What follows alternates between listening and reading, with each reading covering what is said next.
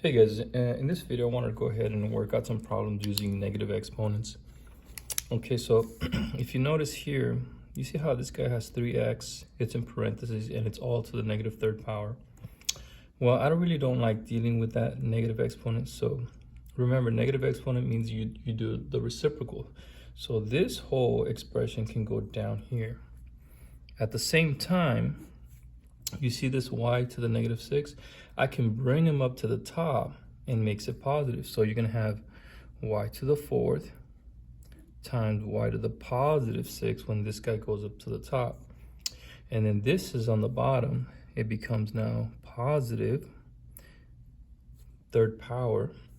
And then on the bottom, you still have that negative x squared. And we're still multiplying, so that's, you can think of it as negative 1x squared if that helps you. Okay, so now at the top, we are going to add those exponents. You're going to get y to the 10th. On the bottom, so you see here, this 3 has to be raised to the third power. So 3 to the third power is going to be 27. And then right here, x to the third power. Okay, pretend there's or imagine there's an invisible 1 there, 1 times 3. So x to the third times negative 1x to the second. And now on the bottom, we continue. We have 27 times negative 1 is negative 27. And then we are going to add these two exponents to give us a 5. And that's it. That is all you do. So hopefully that wasn't too difficult.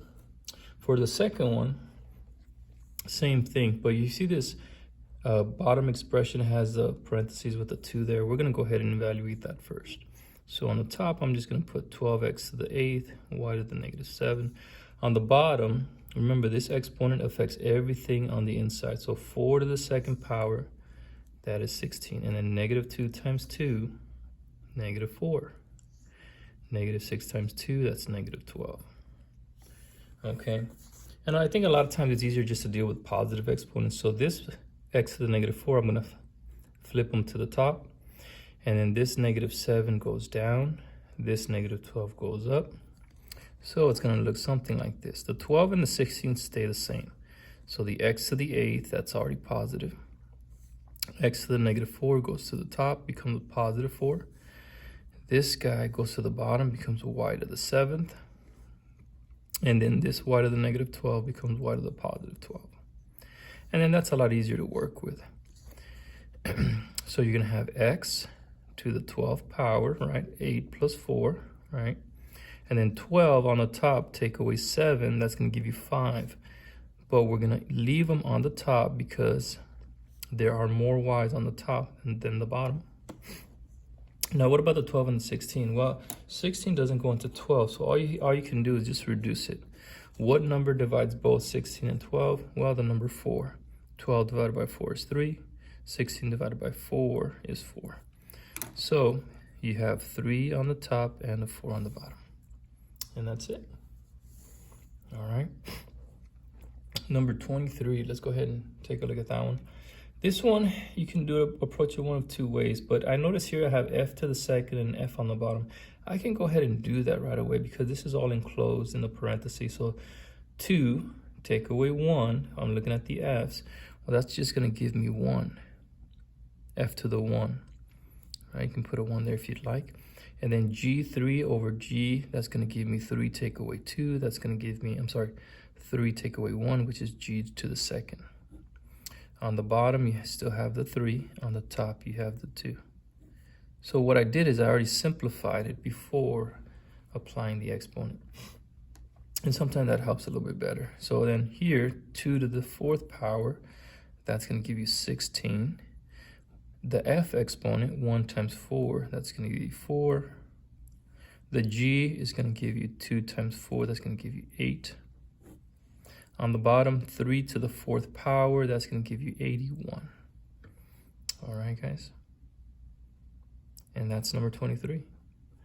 For number 24, you see here this parenthesis here to the 3rd power. But before that, you look at the s's again. You see s to the 3rd and s here, and we can subtract that right away. So it's going to give you 2 on the top, 3 take away 1. That's going to give you 2 s's, s squared. 3 t's and 2 t's on the bottom. That's going to give me 1 t. Okay. Over here, we got to evaluate that. So 3 to the third power, that means 3 times 3 times 3 is 27. S to the third, and then also t to the third. You see how the exponent affects every single letter. On the bottom, we have s to the second times t.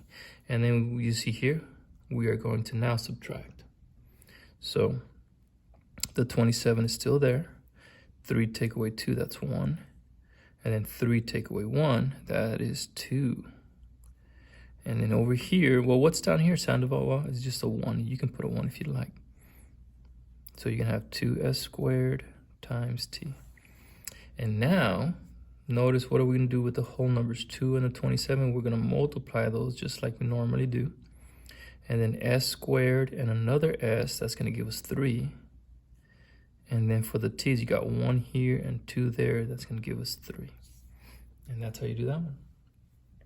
Okay, guys. So let's see if we can do 2 more, okay? For this one, much the same as number 23, I see the m, so I'm going to simplify that as well. So 5 take away 2, that's going to give me 3 on the top. You have n on the top. What's on the bottom? Only the 4, and on the top is a 2. Okay, and then we have to the second power.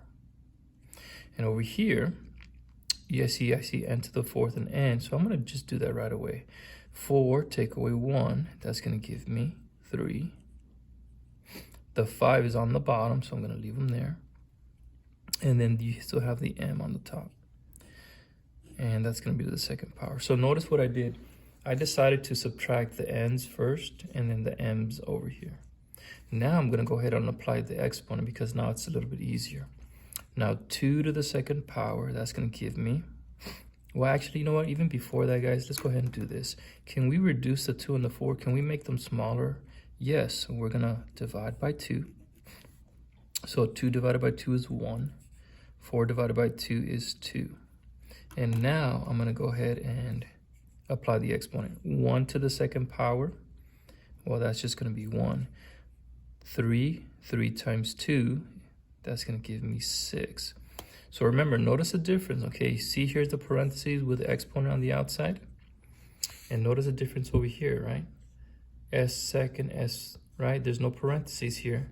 We add them, okay? But right here, because of the parentheses, we multiply them. And then 1 times 2 is 2. If I go on the bottom, I go 2 to the second power, okay? And then we do the same thing over here.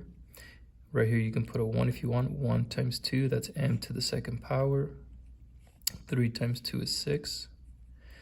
And then on the bottom, 5 to the second power. 1 to the second power, that's just 1. m6 n squared. On the bottom, you get a 4.